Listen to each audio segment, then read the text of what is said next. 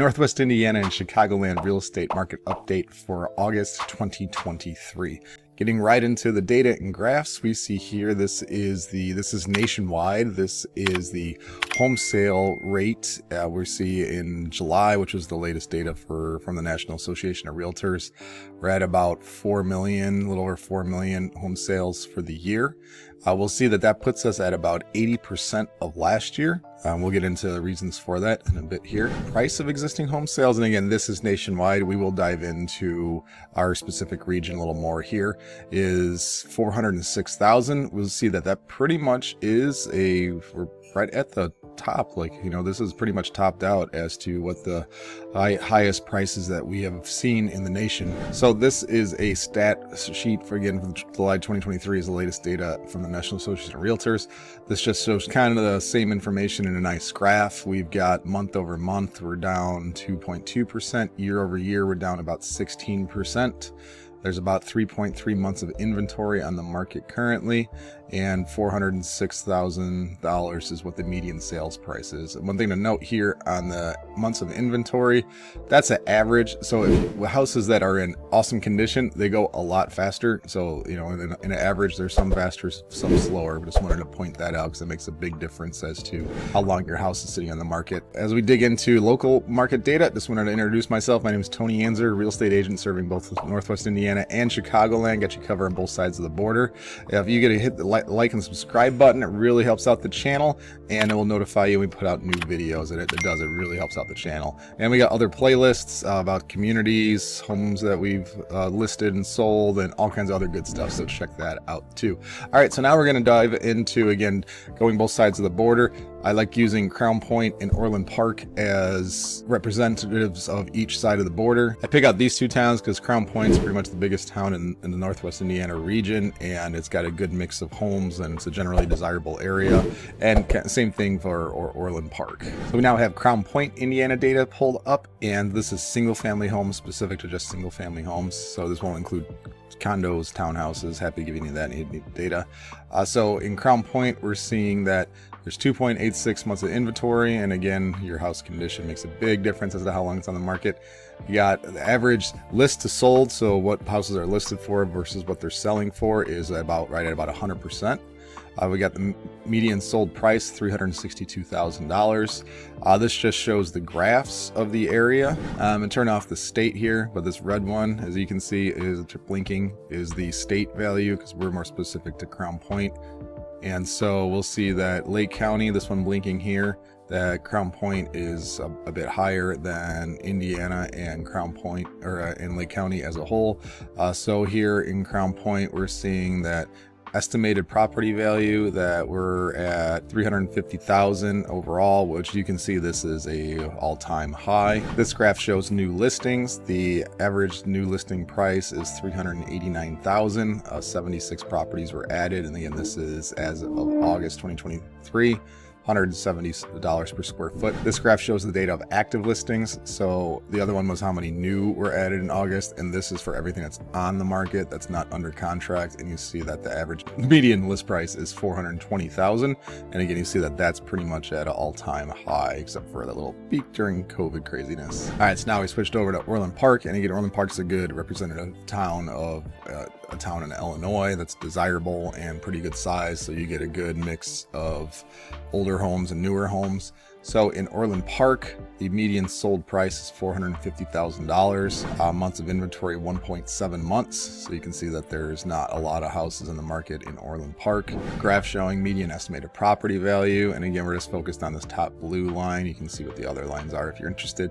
But the blue line here is showing them median value of $459,000, which you can see is at an all-time high. Here's the graph of how many new listings have been added over the course of time, and new listings, the median price is $460,000. There's 74 added. Going down to the next graph is active listings. This is everything that's on the market currently. Median list price is about $550,000. This graph especially catches my attention because this shows months of supply of inventory in Orland, and we see that since 2018 that we're pretty much at like an all-time low, generally speaking here. So there is not a lot of homes on the market in Orland Park. So for a seller, what does that mean? That means it's a great time to sell over there because there's very little on the market. Here we're looking at interest rates. So this part of the update is just what our interest rate's doing. So let me click on 5-year. Let's make us cry a little bit here. We'll see up here that the 30-year for a fixed interest rate on 30 years about a little over 7. 15 is about 6.5, and that's what the blue line is. The 30-year in green is the 15, and so this graph just shows interest rates over time. If we want to just be saddened a little bit, we can look at July-ish 2021, where we were at like 2.8 and 2.2, and again now we're at, in the, somehow I shift this over, but we're at like 7.1 now. So that's a big difference in payments. All right, so current trends. So what are we seeing out there in the field with the actual homes being sold and put on the market? Well, what we're seeing is that with the interest rates being so high, that buyers are being really picky. A lot of people, if they want to spend that money because they know it's going to be a lot more to buy a house than it used to be.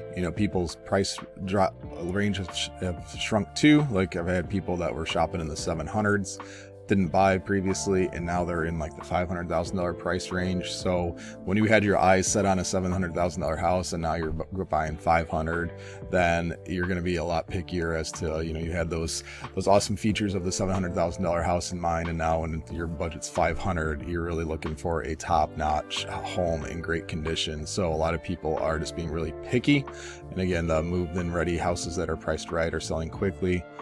Yeah, so as a seller, what does this mean? This means that you just got to pay more attention into getting your house looking good. Get that new coat of paint on there, touch up the drywall, get the landscaping trimmed up. Previously during COVID and even a year ago, it didn't really matter. You just put a sign in the yard and it would sell. But now you got to put the detail into getting your home ready. Because on the interest rates here, that over 60% of homeowners have an interest rate of under 4%. So if they're going to move up in house, they're going to end up paying a lot more just in payment. So they're going to have a house that really excites them in order to jump up in the payment amount. What we're seeing is that over asking offers are pretty rare. The home values are still appreciating, but not at the rate they used to be. So over asking offers, we're still getting them on some houses, but it's not nearly as often or as crazy as it was a couple of years ago. And then lastly here is there's an army of home buyers and waiting on the sidelines, waiting for interest rates to drop. And if that's where you're at, it's home values are just going up because there's so little supply, and interest rates still seem pretty steady because the Fed is still trying to balance the inflation that we've been seeing. And so there's hardly any inventory. Interest rates are going to be staying pretty same. And then because of little inventory, house prices are still going up. So if the best recommendation we have right now is to not wait, because what's going to happen is that if interest rates go down, say they drop 2 points overnight, all of a sudden there's going to be a flood of buyers competing for these houses. So if you're considering buying, and that's kind of the boat I'm in too, we enjoy the payment situation we're in now and don't really want to go to a 7%, but family's growing and all that stuff, so we need to do it. You can always refinance later because homes are just getting more expensive as we're seeing. So if you wait another year, you're probably gonna be saying, man, I wish I bought last year or the year before. All right, so that concludes this month's real estate market update. Again, please reach out. We do cover Northwest Indiana and Illinois real estate, licensed in both states. We love hearing from you guys. That's why we do these videos, and my contact information is on the screen. So please reach out. We'd love to hear from you. All right, thanks for watching, and we'll see you around town.